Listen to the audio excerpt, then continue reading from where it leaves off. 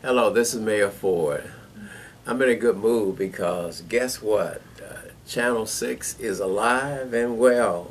You can get the cable, and we encourage everyone to use it. It is your channel, and it is now up and running. Now, mind you, it is not perfect. It is still a work in progress, and so we want to thank Patrick and his team for everything that they're doing to make programming available. I want to again invite the Board of Education, Tuskegee University, the churches, the organizations, our recreation department, Head Start. I want to invite all of you to use Channel 6. You can make your announcements, you can have your program put on, your programs put on the station. You can really just take advantage of this channel. It is a public access channel, and we want the public to use it, okay? So I want to remind you, you are watching Channel 6. Now pretty soon it's going to change to Channel 181. I think that's it, right, Patrick? That's right. But right now it's Channel 6, and we encourage all of you all to use it. It's your channel. Now, I'd like to take a few minutes and bring everyone up to date. I'd like to give these progress reports on our city government, our utilities board, and our Head Start.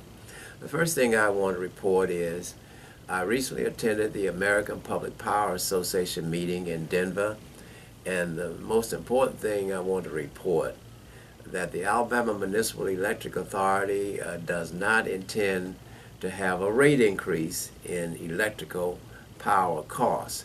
And I want all of you to know, I know how high utility bills have been because I have to pay them too. I'm sure some people think that the mayor does not have to pay utility bills, but we all have to pay them. And I'm learning that you've got to conserve, you've got to be wise in terms of how you use your electricity.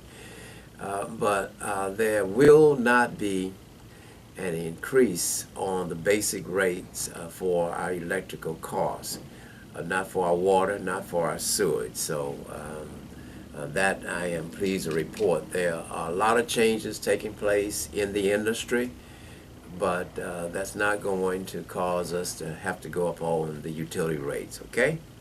Now, let's talk about Exit 38. We're moving ahead there. Soon, this fall, we hope to, once we have worked out getting the easements we already have, but we're now getting options on the property. Our plans for Exit 38 include a nice hotel, a Holiday Inn Express, about 3 stories high, a Zaxby's restaurant, as well as a 24/7 service station. As you know, and I know, after 12 o'clock at night, except for my man downtown, you cannot get gasoline in our city, and I want to thank him for staying open. But we need to be able to get gasoline 24/7. And this service station at Exit 38 will be 24/7. Not only will it be a service station, but it will also have a restaurant in it, one of those breakfast restaurants, and that too will make it a very special place. So Exit 38 is going to be our, Montgomery has East Chase, Auburn, Opelika, they have Tiger Town. This is going to be our Tuskegee Chase, okay? It's going to be something that we're all proud of.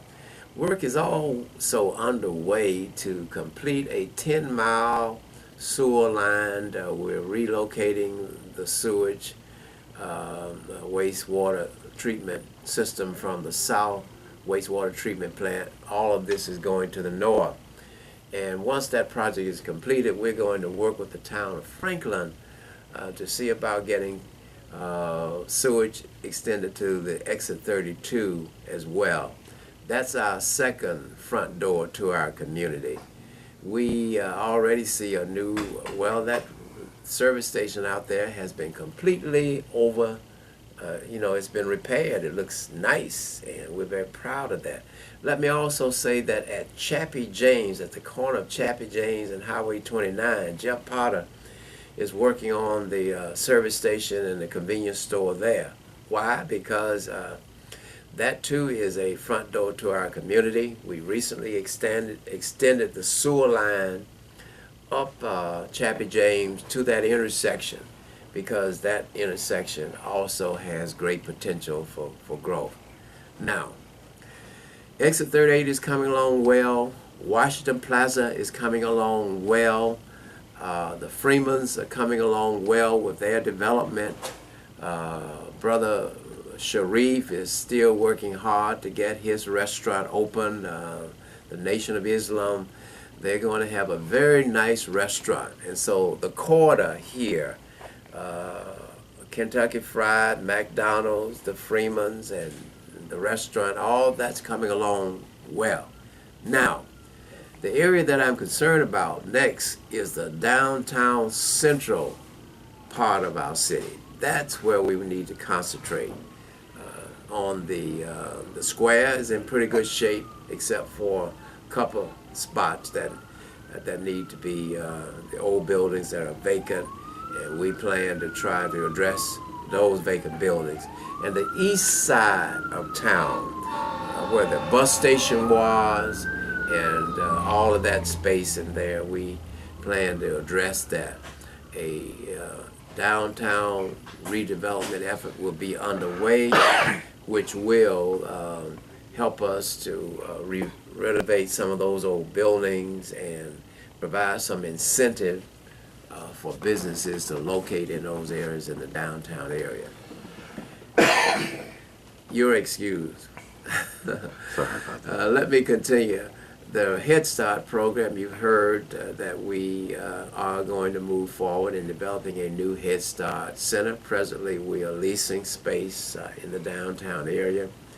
Our plan is to have a comprehensive Head Start building and facility, one that can place many of our children in one central place, take them out of the modular units, those trailers, where they are located now over at Lewis Adams, and put them into a modern building.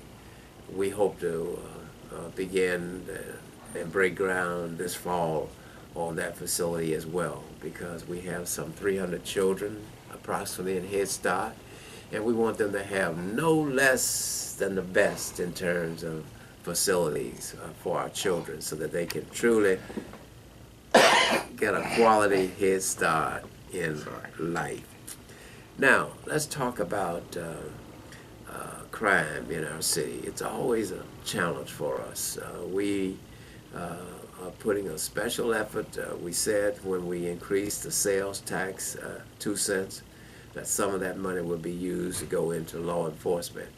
And indeed, we have employed additional police. We have additional cars, you see, circulating.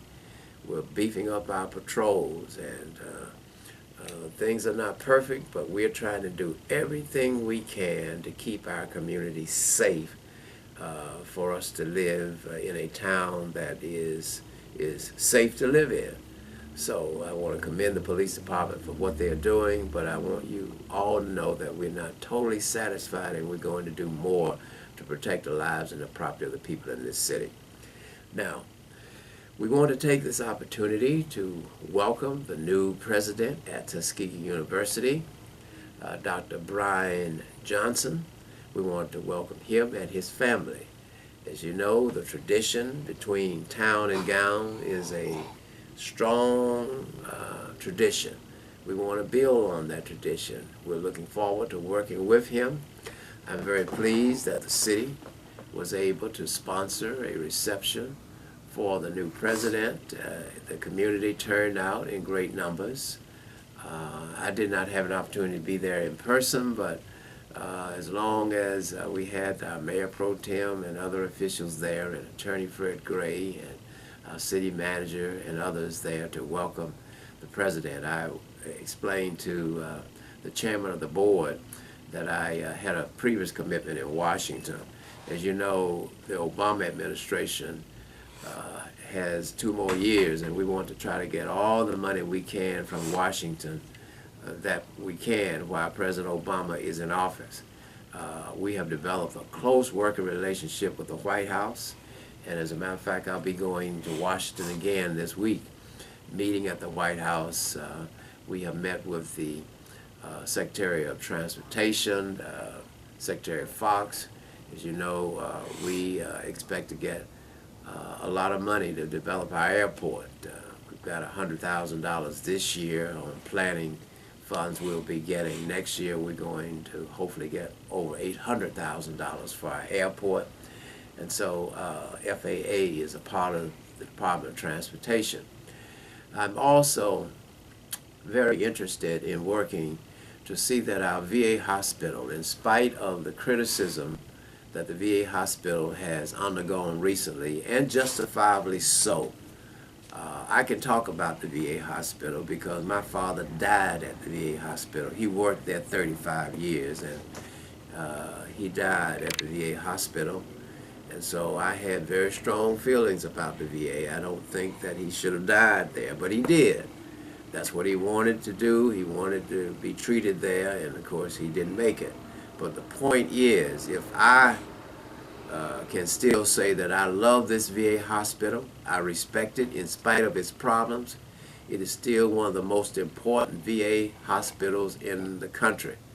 They're going to correct the problems there, but what we want to do now is to move forward and get the VA hospital declared as a national park site, historic site.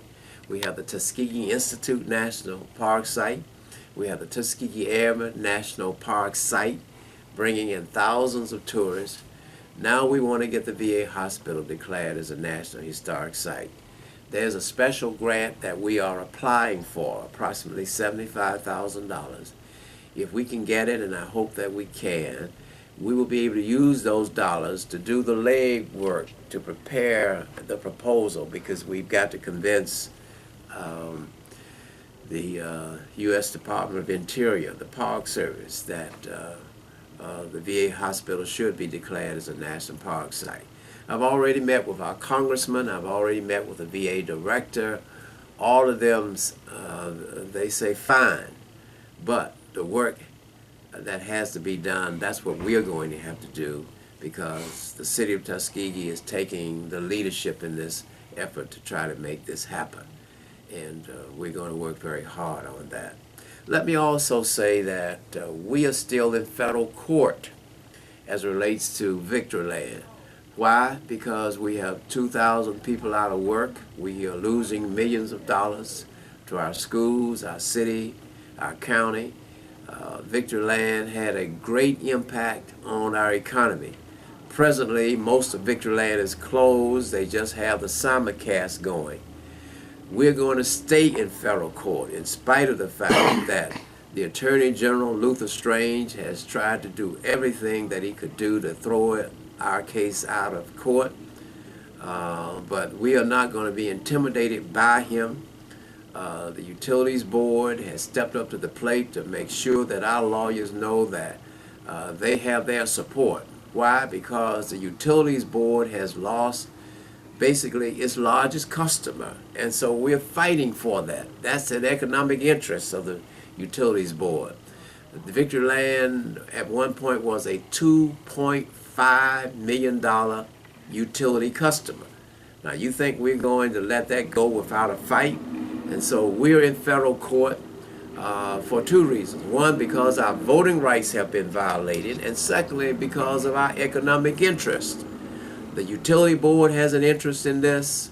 The city has an interest in this. The Board of Education has an interest in this.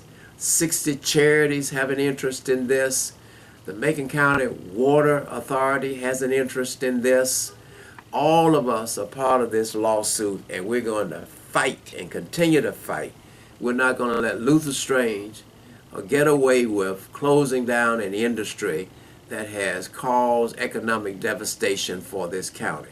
And so that's why we're in federal court, and that's why we are not going to give up on this case. Let me also say that I am deeply saddened to learn of the passing of Mrs. Delle Sullins. May she rest in peace. What a champion she was in many ways. She was a pioneering nurse, a true professional in the medical profession. She was a civil rights leader in the Tuskegee Civic Association and did much to join with W.P. Mitchell and Attorney Fred Gray and Frank Bentley and all of the others who were instrumental in filing that case, Go Million versus Lightfoot, to help make it possible for us to have African Americans represented in government today. Mrs. Delle Sullins was a part of that movement. And yes, she was a family person. I want to say to Palmer, who I grew up with and went to school with, our prayers go out to you, Palmer, and to your sister, and to all of the members of the Sullins family. I'm very proud that our city did name a street in her honor, and I'm sure there will be other ways that we will be able to pay homage and pay tribute to Mrs. Delle Sullins. We also lost Howard Carter, great athlete, great sportsman, great businessman. Howard Carter was just a young man that we were proud of, a great baseball player and a professional baseball player, and ran the Soul Inn, so he was a businessman. And Howard was someone that all of us loved and respected, and I want the Carter family to know that we send our prayers and our sincerest sympathy to that entire family. We also want to say to the Bulls family, George Bulls Sr., who passed some time ago, but this is the first time I've had a chance to air on this station. Our deepest sympathy to that family as well. And to any of you who may have lost loved ones, we send our prayers and our sincerest best wishes. I want to announce here today that things will be alive on the 4th of July.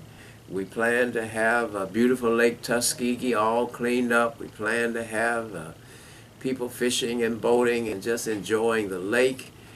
We're going to have all kinds of activities. We'll have music on the lake.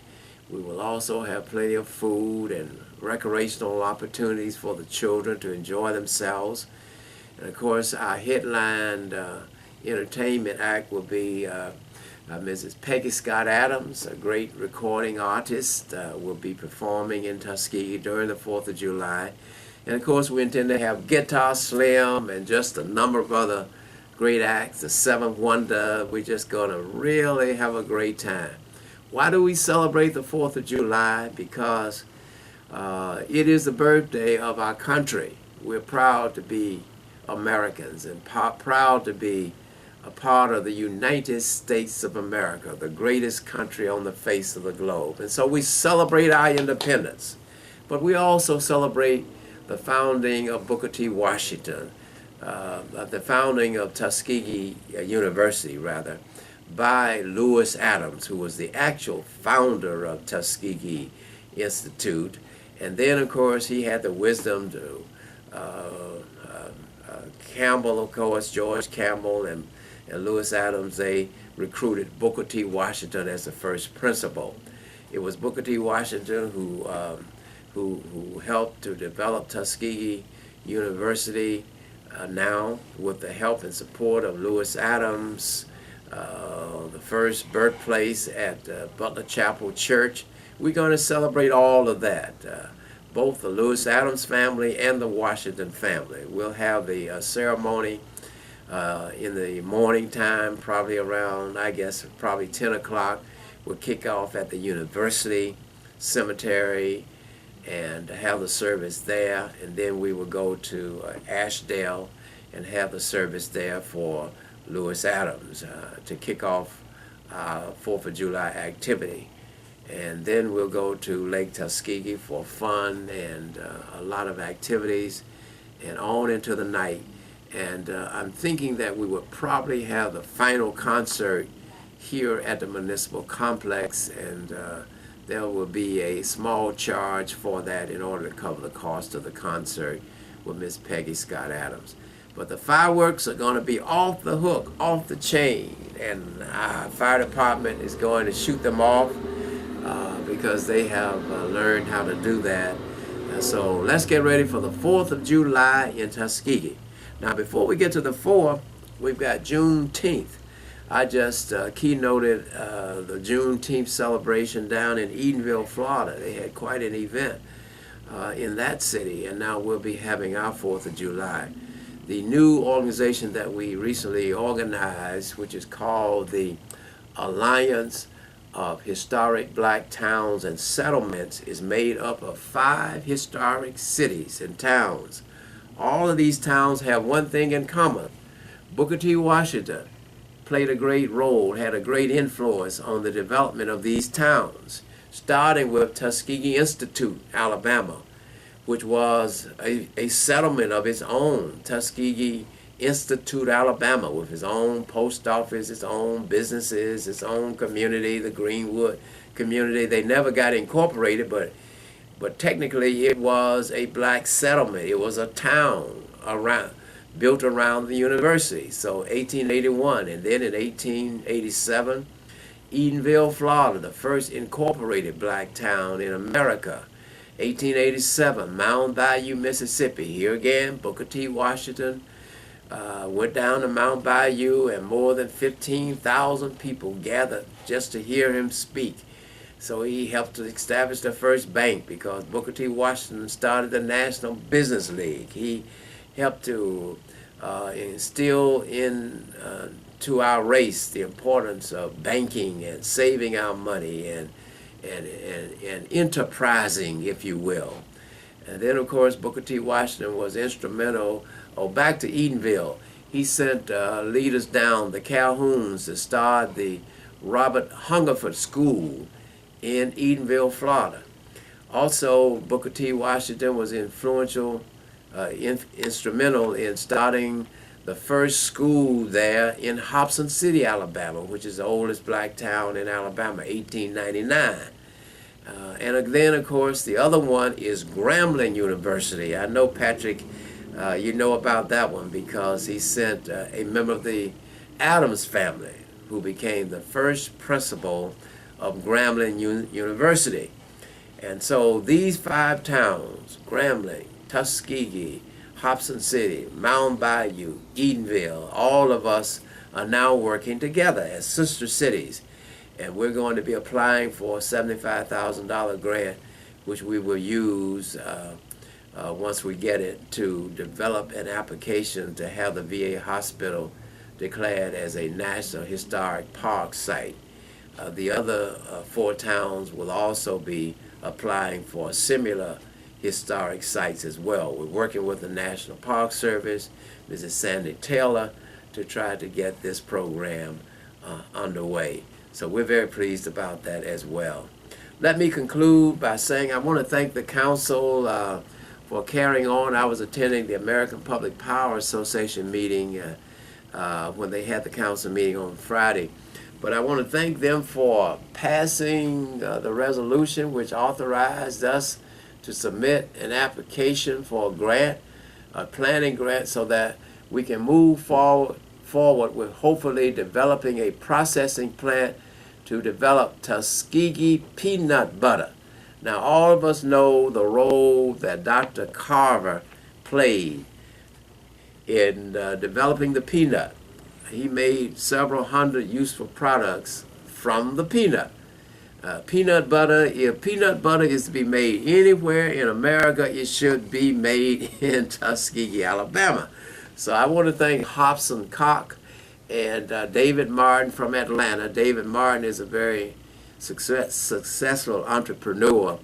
He has an industry that produces and markets goat meat, which is a delicacy. It's a very healthy. I didn't realize the goat meat was healthier than beef, they tell me, but it's really good. He makes goat sausage and goat steaks and everything, and they sell it. He has a major enterprise in Atlanta. But he and Hobson Cox, I mean, they are excited about this, and so am I. Boy, this is some good tasting peanut butter. You know, I ate peanut butter when I was a kid because, you know, we didn't have much else to eat.